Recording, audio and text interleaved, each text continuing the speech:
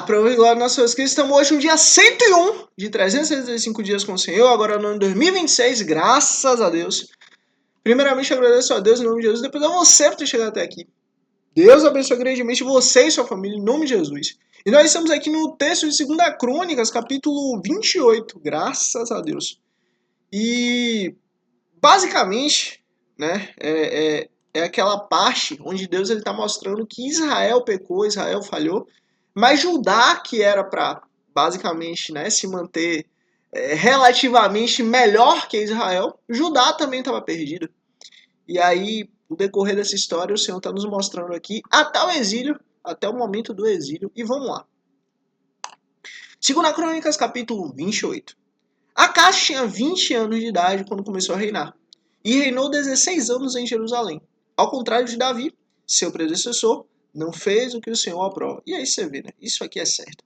Todas as vezes que as pessoas fazem o que o Senhor não aprova, sempre dá problema. Sempre dá ruim.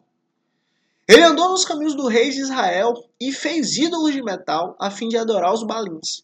Você vê, né? Deus falou, não terás para ti imagem de escultura, nem coisa semelhante no céu, na terra ou debaixo da terra. Queimou sacrifícios no vale de Ben-Hinnom e chegou até a queimar seus filhos em sacrifício, imitando os costumes detestáveis das nações que o Senhor havia expulsado de diante dos israelitas. Lembra que Deus falou, olha, eu não vou dar a terra boa para vocês porque vocês são bons. Eu vou dar a terra boa para vocês por quê? Porque os inimigos, os que estão hoje na terra, eles são piores que vocês. Pelo fato deles serem piores que vocês, eu vou dar a terra para vocês. Então, assim, Israel, ao invés de ser um exemplo de base, de cultura, de entendimento, de moral, Israel era o oposto. Israel literalmente estava, nesse momento aqui, sendo a nação escolhida por Deus, que Deus escolheu, mas tendo as mesmas atitudes. Ou seja, estava pior do que os inimigos de Israel. Versículo 4. Também ofereceu sacrifícios e queimou incenso nos altares idólatras, no alto das colinas e debaixo de toda a árvore frondosa. E aí você vê, tudo aquilo que os inimigos estavam fazendo, os inimigos de Israel estavam fazendo, tudo aquilo que os inimigos do Senhor, conforme o que o Senhor estava dizendo, conforme o que o Senhor tinha, conforme o que Deus tinha como inimigo, tudo isso o rei de Israel, o rei de Judá estava fazendo. Então, né, enfim. Por isso o Senhor, o seu Deus, entregou nas mãos do rei da Síria. Opa! Lembra aqui que teve o cerco da Síria? Então, aqui. Os arameus o derrotaram. Fizeram muitos prisioneiros entre o seu povo e os levaram para Damasco. E aí você vê, isso aqui tinha sido profetizado, esse cerco, lá atrás. E depois, futuramente, o exílio para a Babilônia. Israel também lhe infligiu grande derrota.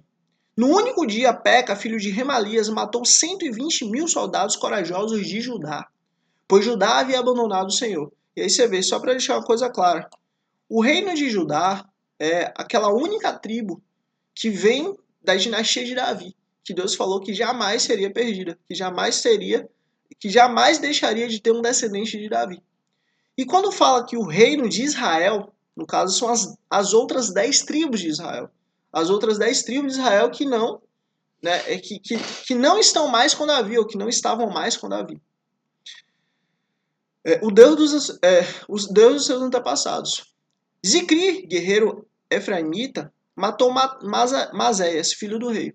Azicrão, oficial encarregado do palácio, e Elcana, o braço direito do rei. Os israelitas levaram para Samaria 200.000 prisioneiros, dentre os seus parentes, incluindo mulheres, meninos e meninas. Também levaram muitos despojos. Mas um profeta do Senhor chamado Obed estava em Samaria e saiu ao encontro do exército e lhes disse: estando irado contra Judá, o Senhor, o Deus dos seus antepassados, entregou-os nas mãos de vocês, mas a fúria com que vocês mataram chegou aos céus. E agora ainda pretendem escravizar homens e mulheres de Judá e de Jerusalém. Vocês também não são culpados de pecados contra o Senhor, o seu Deus? Ou seja, olha, Israel, as 10 tribos, estão extremamente perversas e más. Agora querem escravizar irmão judeu? Querem escravizar o judeu? Querem escravizar aqueles que são da tribo de Judá? Peraí, que é isso? Agora ouçam-me. Mandem de volta seus irmãos que vocês fizeram prisioneiros, pois o fogo da ira do Senhor está sobre vocês. Olha, Deus não mandou em momento nenhum escravizar outra pessoa. Deus é contrário a isso. Então Azarias, filho de Joanã, Berequias, filho de Melisemote, e esse pessoal todo, que era algum dos chefes de Efraim, questionaram que estava chegando da guerra, dizendo: não tragam os prisioneiros para cá. Caso contrário, seremos culpados diante do Senhor. Vocês querem aumentar ainda mais o nosso pecado e a nossa culpa? A nossa culpa já é grande e o fogo da sua ira está sobre Israel. E aí você vê, alguns ainda tinham consciência de que não podiam fazer o mal para os irmãos israelitas, de que não podiam fazer o mal ali para a tribo de Judá, que não podia escravizar a tribo de Judá. E glória a Deus por isso, porque, né, Deus é contrário a isso. Então os soldados libertaram os prisioneiros e colocaram os despojos na presença dos líderes e de toda a assembleia. Aqueles homens citados nominalmente apanharam os prisioneiros com as roupas e as sandálias dos despojos, vestiram todos que estavam nus. Deram-lhes comida, bebida e bálsamo medicinal. Puseram sobre jumentos todos aqueles que estavam fracos. Assim os levaram de volta a seus patrícios residentes em Jericó, a cidade das palmeiras, e voltaram para Samaria. Fizeram certo. Nessa época, e por que fizeram certo? Primeiro, porque é ser humano.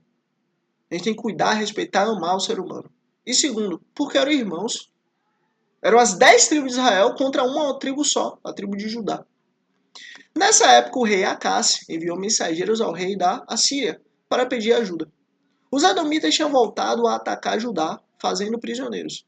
E os filisteus atacaram a cidade de Cefelá, e no sul de Judá. Conquistaram e ocuparam Bet-Semes, esses territórios aí, bem como Socó, com os seus povoados. O Senhor humilhou Judá por causa de Acás, rei de Israel, por sua conduta desregrada em Judá, muito infiel ao Senhor. E aí você vê, o Senhor fez questão de humilhar Judá. Por quê? Porque se desviou, o rei se desviou. Não pode, olha, toda vez que nós nos desviamos do Senhor, nós vamos pagar. Sempre vai dar ruim. Por quê? Porque nós vamos pecar. E se nós pecamos, já era. O mal vem até nós. Quando chegou Tiglat-Pileser, rei da Síria, causou-lhe problemas em vez de ajudá-lo. Acais apanhou algumas coisas do templo do Senhor, do palácio real e dos líderes e ofereceu-as aos reis da Síria, mas isso não adiantou. Mesmo nessa época em que passou por tantas dificuldades, o rei Acaz tornou-se ainda mais infiel ao Senhor. E aí você vê que loucura, que falta de discernimento, que falta de entendimento. As coisas só piorando, só piorando, só piorando. E ao invés de Acaz voltar para Deus, ao invés de Acaz se render ao Senhor, ao invés de Acaz pedir ajuda a Deus, não. Ele foi ainda mais infiel a Deus. Olha, não sejamos como Acaz. Façamos o contrário. Quando as coisas vão vão bem, vai tudo certo, a gente busca a Deus, a gente louva a Deus, nós nos entregamos a Deus. Agora quando tudo vai mal, vai pior, vai cada vez de mal a pior, aí que a gente busca a Deus com mais força ainda. Quanto pior está a sua vida, mais você vai buscar a Deus. O segredo é esse. Ele ofereceu sacrifícios aos deuses de Damasco, que eu havia derrotado, pois pensava, já que os deuses da Síria os têm ajudado, oferecerei sacrifícios a eles, para que me ajudem também. Aí você vê, o cara era rei, justamente da tribo de Judá. O cara era rei de Israel ali, né? O cara literalmente era filho de Abraão, Isaac e Jacó. Os pais, os avós dele viram o mar se abrir, viram fogo do céu, viram um monte com fogo, viram a presença de Deus no templo, viram o próprio Deus ali, né? Conversando com Moisés. E agora simplesmente ele quer oferecer sacrifício a outros deuses. Olha. Mas eles foram a causa da sua ruína e da ruína de todo Israel. O quê? Oferecer sacrifício a outros deuses. Deus deixou claro, não façam isso nunca, porque se vocês fizerem isso, vocês só vão cada vez mais afundar. Acais juntou os utensílios do templo de Deus e os retirou de lá. Trancou as portas do templo do Senhor e ergueu altares em todas as esquinas de Jerusalém. Em todas as cidades de Judá construiu altares idólatras para queimar sacrifícios a outros deuses e provocou a ira do Senhor, o Deus dos seus antepassados. Jamais faça isso. Olha, entregue a sua vida inteiramente a Deus. Os demais acontecimentos do seu reinado e todos os seus atos, do início ao fim, estão escritos nos registros históricos do rei de Judá e de Israel. Acais descansou com seus antepassados e foi sepultado na cidade de Jerusalém, mas não no túmulo dos reis de Israel. Seu filho Ezequias foi o seu sucessor. 2 Crônicas, capítulo 29. Ezequias é a purificação do templo. Ezequias tinha 25 anos de idade quando começou a reinar. E reinou 29 anos em Jerusalém. O nome de sua mãe era Abia, filha de Zacarias. Ele fez o que o Senhor aprova, tal como tinha feito Davi, seu predecessor. E aí você vê, finalmente, graças a Deus, aqui alguém fez o que o Senhor aprova. Então, eu não sei qual vai ser o futuro dele. Mas nós sabemos de uma coisa. Se ele fez o que o Senhor aprova, tudo vai dar certo. E vamos lá. No primeiro mês do primeiro ano do seu reinado, ele reabriu as portas do templo do Senhor e as consertou. Olha uma coisa boa. Lembra que o templo do Senhor estava fechado? Lembra que as portas estavam quebradas? Lembra que aquele dinheiro da manutenção, né, estava sendo gasto com outras coisas totalmente terríveis? Então, convocou os sacerdotes e os levitas, reuniu-os na praça que fica ao lado leste e disse: escutem-me, levitas. Consagrem-se agora e consagrem o templo do Senhor, o Deus dos seus antepassados. Retirem tudo que é impuro do santuário. Nossos pais foram infiéis, fizeram o que o Senhor, nosso Deus, reprova e o abandonaram. E aí você vê, não é pelo fato de nossos pais serem infiéis e maus e abandonarem a Deus que nós também vamos. Ao contrário, nós temos que cada vez mais nos purificar. Nós temos que cada vez mais buscar a Deus. Nós temos que cada vez mais nos sujeitarmos a Deus. Desviaram o rosto do local da habitação do Senhor e deram-lhe as costas para Deus. Também fecharam as portas do pórtico e apagaram as lâmpadas. Não queimaram incenso nem apresentaram holocausto no santuário para o Deus de Israel. Por isso a ira do Senhor caiu sobre Judá e sobre Jerusalém. Ele fez deles objeto de zombaria, espanto, horror, conforme vocês podem ver com seus próprios olhos. Por isso, os nossos pais caíram à espada e os nossos filhos, as nossas filhas e as nossas mulheres foram levadas como prisioneiros. Pretendo, pois, agora fazer uma aliança com o Senhor. Olha que maravilha. Sempre que alguém busca fazer uma aliança com Deus, Deus se faz presente. Façamos uma aliança com o Senhor, o Deus de Israel, para que o fogo de sua ira se afaste de nós. Meus filhos, não sejam negligentes agora, pois o Senhor os escolheu para estarem diante dele e o servirem, para ministrarem perante ele e queimarem incenso. E aí você vê, ele estava lembrando, qual foi o nome desse rei mesmo? Rei Ezequias. O rei Ezequias estava sendo usado por Deus para lembrar que eles são a nação de Deus, que eles são a nação do povo de Deus, que eles literalmente estão vivendo para Deus. E que se eles abandonarem a Deus, só quem vai perder são eles próprios. E justamente o oposto é verdadeiro. Então estes levitas puseram-se a trabalhar. E aqui está a listinha desses levitas aqui. Se você quiser ir lendo, pode ir parando, pode ir lendo, fica à vontade. Estamos pulando assim por causa do horário, viu? Vamos lá. Tendo reunido e consagrado os seus parentes, os levitas foram purificar o templo do Senhor, conforme o rei havia ordenado, em obediência à palavra do Senhor.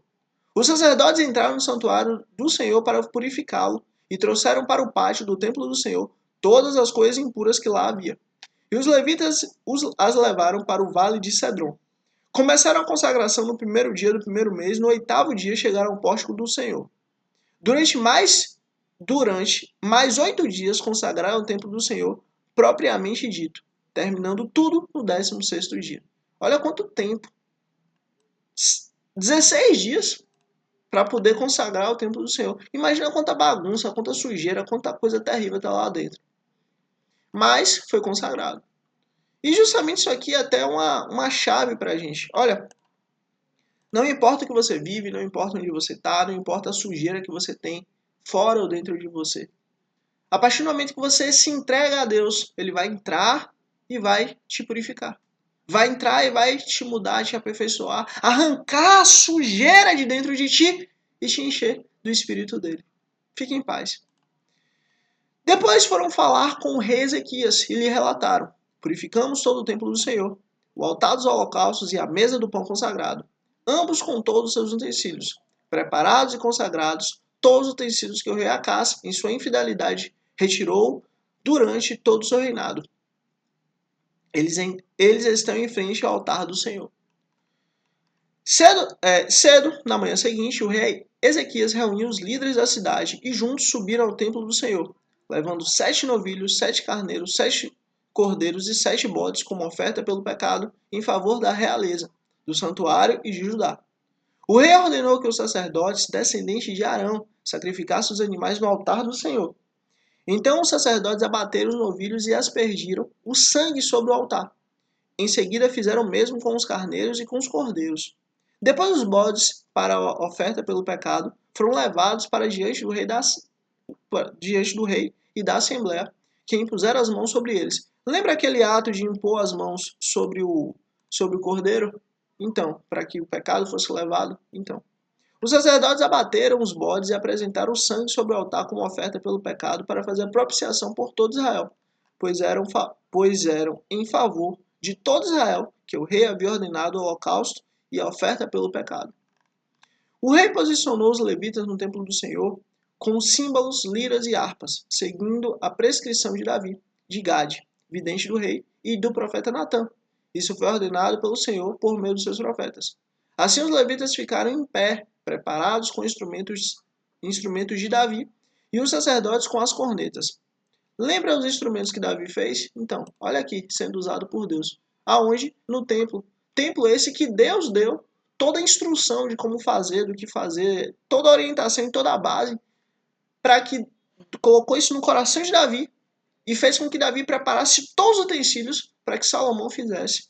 Mesmo Davi não estando fisicamente presente aí, e espiritualmente Davi estando com Deus, mas os atos de Davi continuaram. E isso que importa, porque assim, ó, nossa vida é um sopro. Mas o que fazemos hoje ecoa por toda a eternidade. Então, ó, inclusive aproveitando isso, curte aqui. Curte aqui para que você seja instrumento de Deus, para que você eternamente leve o reino dos céus para outras pessoas, outras famílias, outras almas, em nome de Cristo Jesus. Versículo 27. Então Ezequias ordenou que sacrificassem o holocausto sobre o altar, iniciando o sacrifício. Começou também um canto em louvor ao Senhor, ao som das cornetas e dos instrumentos de Davi, rei de Israel. Toda a assembleia prostrou-se em adoração, enquanto os músicos cantavam e os corneteiros tocavam, até que terminou o holocausto. Então o rei e todos os presentes ajoelharam-se e adoraram. O rei Ezequias e seus oficiais ordenaram os levitas que louvassem o Senhor com as palavras de Davi e do vidente Asaf. Eles o louvaram com alegria. Você vê, eles o louvaram com alegria. Ó, vou falar uma coisa com você. Você tem que louvar a Deus na tristeza ou na alegria. Mas sempre que possível, louve com alegria. Depois inclinaram suas cabeças e o adoraram. Disse então Ezequias: agora vocês se dedicaram ao Senhor. Tragam sacrifícios e ofertas de gratidão ao templo do Senhor. Assim a comunidade levou sacrifícios e ofertas de gratidão, e alguns espontaneamente levaram também holocaustos. Esses holocaustos que a Assembleia ofertou ao Senhor foram 7 bois, 100 carneiros e 200 cordeiros. Os animais consagrados como sacrifícios chegaram a 600 bois e 3.000 ovelhas e bodes. Como os sacerdotes eram muito poucos para tirar a pele de todos os holocaustos, os seus parentes, os levitas, os ajudaram até o fim da tarde e até que os outros sacerdotes se consagrassem, pois os levitas demoraram menos que os sacerdotes para consagrar-se. Houve holocaustos em grande quantidade, oferecidos com a gordura das ofertas de comunhão, e com as ofertas derramadas que acompanhavam esses holocaustos. Assim foi restabelecido o culto no templo do Senhor. Ezequias e todo o povo regozijava-se com o que Deus havia feito por seu povo. E tudo em tão pouco tempo. E aí você vê, em tão pouco tempo Deus pode mudar tudo. Em tão pouco tempo Deus pode mudar a sua vida. Você pode estar vivendo hoje o maior inferno da sua vida. Olha, Deus pode fazer assim, ó, mudar tudo, da noite para o dia. Creia no Senhor, confie no Senhor, coloque a sua fé, a sua esperança, a sua disposição em Deus, porque Ele pode mudar todas as suas coisas. Deus pode mudar tudo, assim ó, acabou. 2 Crônicas capítulo 30, a celebração da Páscoa. Ezequias enviou a mensagem a todo Israel e Judá, e também escreveu a carta a Efraim e Manassés, convidando-os para virem ao templo do Senhor em Jerusalém e celebrarem a Páscoa do Senhor, o Deus de Israel. O rei e seus oficiais e toda a comunidade de Jerusalém decidiram celebrar a Páscoa no segundo mês. Não tinha sido possível celebrá-la na data prescrita, pois não havia número suficiente de sacerdotes consagrados, e o povo não estava reunido em Jerusalém. A ideia pareceu boa, tanto ao rei quanto às assembleias, quanto à assembleia. Então decidiram fazer uma propiciação em todo Israel, desde Beceba até Dan, convocando o povo a Jerusalém para celebrar a Páscoa do Senhor, o Deus de Israel, pois muitos não a celebravam segundo o que estava escrito. E aí você vê, né? Não havia ali, não estava havendo a celebração. Coisa terrível. E sendo que Deus tinha estabelecido a celebração da Páscoa. Mas por que não estava tendo essa celebração? Porque o povo estava perdido, o povo estava envolvido em pecado, o povo estava envolvido em várias obras distantes do Senhor. E por causa disso as festas não estavam sendo celebradas. Por ordem do rei, mensageiros percorreram Israel e Judá, com cartas assinadas pelo rei e pelos seus oficiais, com a seguinte mensagem: Israelitas, voltem para o Senhor, o Deus de Abraão, Isaque e de Israel, para que eles se voltem para você e restaurem e escapem para vocês que restaram e escaparam das mãos do rei da Síria. Você vê, volte-se para Deus, para que ele se volte para vocês. Olha, assim é. Você pode viver sua vida do jeito que você quiser, mas isso vai te trazer consequência. Mas a partir do momento que você faz o contrário, isso é verdade. A partir do momento que você fala, não, peraí, eu vou voltar para Deus, eu vou buscar a Deus, eu vou focar em Deus, vai ter certeza. Ele vai fazer o mesmo com você. Se você dá um passo para Deus, Deus dá 10, Deus dá 30, Deus dá 70, Deus dá 1000 passos ao seu encontro. Sempre que você dá um, Deus dá muito mais a seu encontro. Não seja como seus pais e seus irmãos, que foram infiéis ao Senhor, o Deus dos seus antepassados, de maneira que ele os deixou em ruínas, conforme vocês veem. Portanto, não seja obstinado como seus antepassados, ou seja, não seja coração duro. Submetam-se ao Senhor. Venham ao santuário que ele consagrou para sempre. Sirvam o Senhor, o seu Deus, para que o fogo de sua ira se desvie de você. Olha, é muito simples, é só seguir a ordenança, é só seguir a lei, é só seguir o que Deus estabeleceu. Vamos fazer isso. O tempo é esse. E aí, isso aqui, inclusive, é um chamado para a gente. É um chamado para a nossa vida. Nós sabemos o que devemos fazer. Nós sabemos aqui dentro. Cabe a nós fazermos. Se vocês voltarem para o Senhor, os que capturaram os seus irmãos e os seus filhos terão misericórdia deles. E eles voltarão a essa terra, pois o Senhor, o seu Deus, é bondoso e compassivo. Ele não os rejeitará, se vocês se voltarem para ele. Olha, pode buscar a Bíblia inteira. Eu nunca achei alguma situação onde alguém buscou a Deus de todo o coração, de fato, querendo a Deus, buscando a Deus, de verdade, de forma fiel, de forma verdadeira, e Deus rejeitou. Pelo contrário, todos que buscaram a Deus, de Gênesis e Apocalipse, todos que buscaram a Deus, Deus foi até essa pessoa de braço aberto e o acolheu. Os mensageiros foram de cidade em cidade, em Efraim e em Manassés, e até Zebulon, mas o povo zombou deles e os expôs ao ridículo.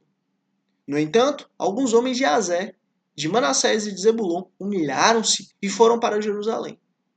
Já em Judá, a mão de Deus esteve sobre o povo, dando-lhes unidade de pensamento para executarem o que o rei e os seus oficiais haviam ordenado, conforme a palavra do Senhor. E aí você vê, né?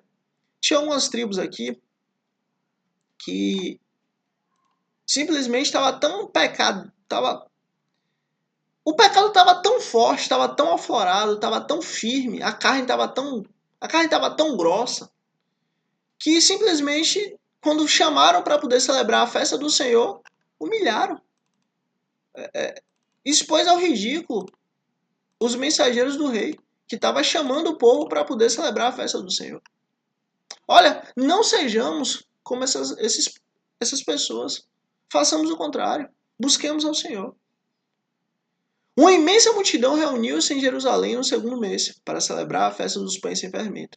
Eles retiraram os altares que havia em Jerusalém e se desfizeram de todos os altares de incenso, atirando-os no vale de Cedron. Abateram os cordeiros da Páscoa, no 14º dia do segundo mês. Os sacerdotes e os levitas, envergonhados, consagraram-se e trouxeram holocaustos ao templo do Senhor, e assumiram seus postos, conforme prescrito na lei de Moisés, homem de Deus. Os sacerdotes aspergiram o sangue que os levitas lhes entregaram. Visto que muitos na multidão não se havia consagrado, os levitas tiveram que matar cordeiros da Páscoa para todos os que não estavam cerimonialmente puros, e que por isso não podiam consagrar os seus cordeiros ao Senhor. Você vê, muita gente não estava puro ali, mas estava ali. O importante é isso. Não importa como você está, não importa o que você está vivendo, esteja com o Senhor. Porque se você estiver com o Senhor, pode ter certeza. Olha, Deus vai enviar pessoas para poder orar por você, para poder lutar por você. E essas pessoas vão ser instrumentos de Deus para poder mudar, para Deus poder mudar o seu caráter. E é isso que precisamos. Eu oro por você, você ora por mim. E bora. Versículo 18. Embora muitos dos que vieram de Efraim, de Manassés, de Issacar e de Zebulon não se tivessem purificado, assim mesmo comeram a Páscoa, contrariando o que estava escrito. Mas Ezequias orou por eles, dizendo: queira o Senhor, que é bondoso, perdoar todo aquele que inclina o seu coração para buscar a Deus, o Senhor, o Deus dos antepassados, mesmo que não esteja puro de acordo com as regras do santuário. E aí você vê, olha, aqui nós entramos em uma questão muito séria. Aqui, justamente, o próprio rei falou, de acordo com as regras do santuário. A lei de Deus, ela é a lei que, ela por si só, ela é a lei moral e é a lei cultual. E só que o que nós seguimos hoje exclusivamente é a lei moral, são os 10 mandamentos. Por quê? Porque a lei cultual, que são 613 mandamentos do Senhor, só Cristo conseguiu seguir. Então, assim, a lei cultual é uma base. Olha, é interessante a gente entrar em casa e lavar roupa. É interessante a gente lavar a mão antes de comer. É interessante a gente ter um dia certo para poder louvar a Deus, para poder descansar. É interessante a gente ter só um parceiro, só uma parceira, nos casarmos apenas com uma pessoa. É interessante a gente não cortar as árvores, né? Árvores novas e que dão frutos. As árvores velhas, né? Que já não tem mais vida, elas precisam ser cortadas para árvores novas poderem vir. Mas fazer tudo isso com prudência dentro de um ambiente correto. Enfim, os 613 mandamentos, por exemplo, não dormir sujo. Os 613 mandamentos, ele versa sobre a questão cultural. Inclusive sobre o que comer ou o que não comer. Todas essas coisas Cristo cumpriu. Os 613 mandamentos Jesus conseguiu cumprir. Agora, moralmente, nós temos que ter essa base. Os 10 mandamentos é a moral. Os 10 mandamentos é a ética. Os 10 mandamentos é a base da nossa moral. Em qualquer lugar do mundo que você for, que você estiver, você vai ter um cristão que crê única e exclusivamente em Deus, que não tem outros deuses além do Deus Todo-Poderoso, que honra pai e mãe, que não mente, que não rouba, que não adultera, que não cobiça, que guarda o dia do Senhor, que guarda os mandamentos do Senhor, enfim, os 10 mandamentos. Então é aí que tá. Esses homens que foram de Zebulon, de Issacar e de Manassés e Efraim, que não estavam cerimonialmente puros, eles não estavam puros de acordo com a lei do santuário. Mas, moralmente, eles estavam seguindo a lei. Eles foram seguir um dia da festa do Senhor. É Deus que julga. Entende? E o Senhor ouviu a oração de Ezequias e não castigou o povo. Olha, por isso que o apóstolo Paulo disse, feliz é o homem, né, que não se condena naquilo que ele próprio aprova. Se você não se condena naquilo que você está fazendo perante Deus, fique em paz. Agora, o oposto é verdadeiro. Se um fio de cabelo, aquilo te incomoda, sai, abandona, vira as costas. Porque aquilo vai te levar para o inferno. E vamos seguir. Os israelitas presentes em Jerusalém celebraram com muita alegria a festa dos pães sem fermento durante 7 dias. Diariamente os levitas e os sacerdotes cantavam louvores ao Senhor ao som de instrumentos ressoantes do Senhor. Ezequias dirigiu palavras animadoras a todos os levitas que mostraram boa disposição para com o serviço do Senhor. Durante 7 dias eles comeram suas porções da oferta, apresentaram o sacrifício de comunhão e louvaram o Senhor, o Deus de seus antepassados. E toda a Assembleia decidiu prolongar a festa por mais 7 dias, e a celebraram com alegria. Ezequias, rei de Judá, forneceu 1000 novilhos e 7.000 ovelhas e bodes para a Assembleia, e os seus líderes, 1000 novilhos e 10.000 ovelhas e bodes. Muitos sacerdotes se consagraram, e toda a Assembleia de Judá se regozijava, com os sacerdotes, com os levitas e com todos que haviam se reunido, vindos de Israel, inclusive os estrangeiros que viviam em Israel e em Judá. Houve grande alegria em Jerusalém, pois desde os dias de Salomão, filho de Davi, rei de Israel, não havia acontecido algo assim na cidade. Você vê, desde aquele dia de Salomão, a cidade não tinha se alegrado tanto, né? Não teve tanto louvor a Deus como naquele momento. Os sacerdotes e os levitas levantaram-se para abençoar o povo.